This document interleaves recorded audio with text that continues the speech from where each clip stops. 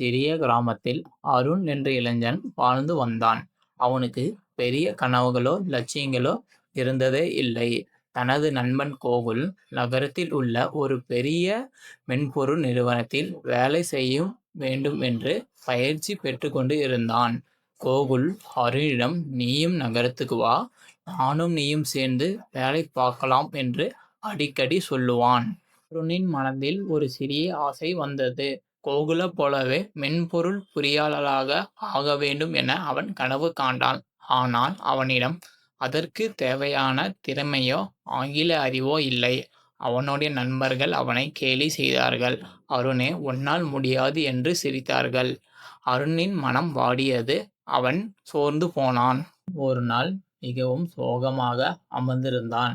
அப்போது அவ்வூரில் உள்ள பெரியவரும் ஞானியுமான பெரியசாமி தாத்தாவை கண்டான். தாத்தா அருணிடம் வந்து, "ஏன் சோகமாக இருக்கிறாய்?" என்று கேட்டார். அருண் தன் மனக்கவலைகளை தெரிவித்தான். "தாத்தா, நான் நகரத்துக்கு சென்று வேலை பார்க்க ஆசைப்படுகிறேன்" என்றான்.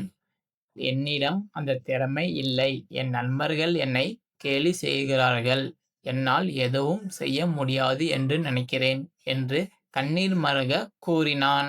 தாத்தா சிரித்தார். ஒரு சிறிய செடியை அவனிடம் கொடுத்து, "அருண், இந்த செடியை உன் வீட்டில் நட்டு தினமும் ஒரு குவளை தண்ணீர் ஊற்று. அது எப்படி வளர்வது என்று பார்" என்று கூறினார். அருணுக்கு குழப்பம்.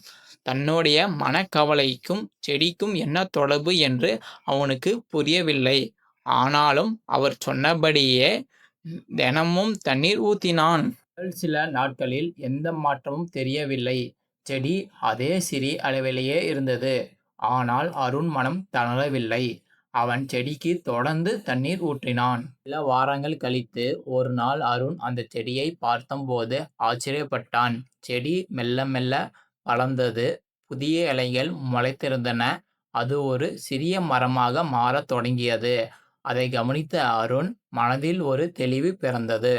கொஞ்சம் தண்ணீர் ஊத்துனா கூடவே செடி இவ்வளோ அழகா வளர்ந்தது. ஒரு நாள் இல்ல, ஆனா தினம் கொஞ்சம் கொஞ்சமாக. அதே போல தினமும் சிறிது நேரம் தன்னுடைய திறமைகளை வளர்த்து கொண்டால் ஏன் நானும் முன்னேற முடியாது என்று நினைத்தான். தாத்தா சொன்ன பொருள் அப்போது புரிந்தது. இதிலிருந்து அருணின் வாழ்க்கையில் ஒரு மாற்றம் ஏற்பட்டது. அவன் தன்னுடைய கனவின் நோக்கி முதல் அடியை எடுத்து வைத்தான். முதலில் கணினி புத்தகங்களை வாங்கினான்.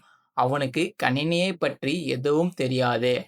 ஆனாலும் அவன் தினமும் ஒரு பக்கமாவது படித்தான். தவறு செய்யும் ஒவ்வொரு முறையும் அது ஒரு பாடமாக எடுத்துக்கொண்டான். அவன் கற்றுக்கொண்ட ஒவ்வொரு புதிய விஷயமும் அவனுக்கு ஒரு தன்னம்பிக்கையை வளர்ந்தது. ஒரு சிறிய செடி படிப்படியாக வளர்வது போல அவனின் அறிவும் நம்பிக்கையும் வளர்ந்தது. மாதங்கள் கழித்து நகரத்தில் ஒரு மென்பொருள் நிறுவன நடத்திய நேர்காணல்களில் கலந்து கொள்ள அருணுக்கு வாய்ப்பு கிடைத்தது. கோகுலும் அந்த நேர்காணலில் வந்திருந்தான். கோகுல் மிக எளிதாக கேள்விகளுக்கு பதிலளித்தான். அருண் முறை வந்தது. அவனுக்கு பயம் ஏற்பட்டது. அவனால் ஆங்கிலத்தில் சரியாக பேச முடியவில்லை. அவன் தடுமாறினான். அருண் தோல்வியடைந்து விட்டதாக நினைத்தான். ஆனால் நேர்காணல் முடிந்தவுடன் நேர்காணல் அதிகாரி அருணிடம் வந்து, "உன் ஆங்கில புலமை குறைவுதான். ஆனால் நீ கணினி தொழில்களைப் பற்றி சொன்னபோது உன் கண்ணில் ஒரு ஆர்வம் தெரிந்தது. அதுதான் எங்களுக்கு முக்கியம்" என்று கூறினார். நாட்கள் கழித்து அருணுக்கு அந்த நிறுவனத்தில் இருந்து வேலை கிடைத்ததாக கடிதம் வந்தது. அருணுக்கு ஆனந்த கண்ணீர் வந்தது. அவன் நகரத்தில் சேர்ந்து வேலையில் சேர்ந்தான். வாரங்கள் கழித்து அருண் அந்த நிறுவனத்தில் ஒரு முக்கியமான பதவியில் இருந்தான். அவனது திறமையும் கடின உழைப்பும் அவனை இந்த நிலைக்கு உயர்த்தியது. அவனது சக ஊழியர்கள் அவனிடம் வந்து, "நீ எப்படி இவ்வளோ வேகமாக முன்னேறினாய்?" என்று கேட்டனர். அருண் சிரித்தான்.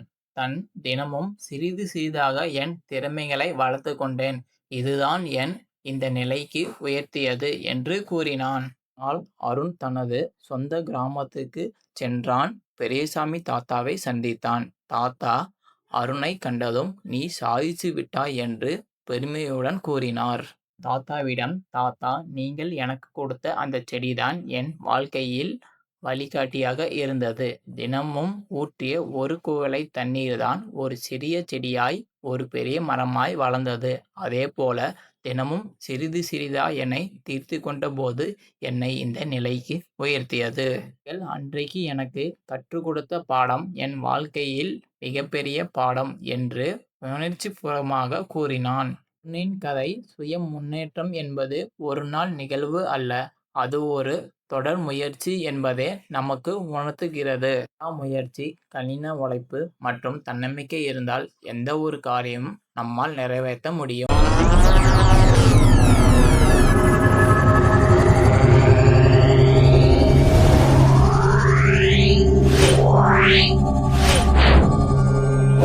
Wow.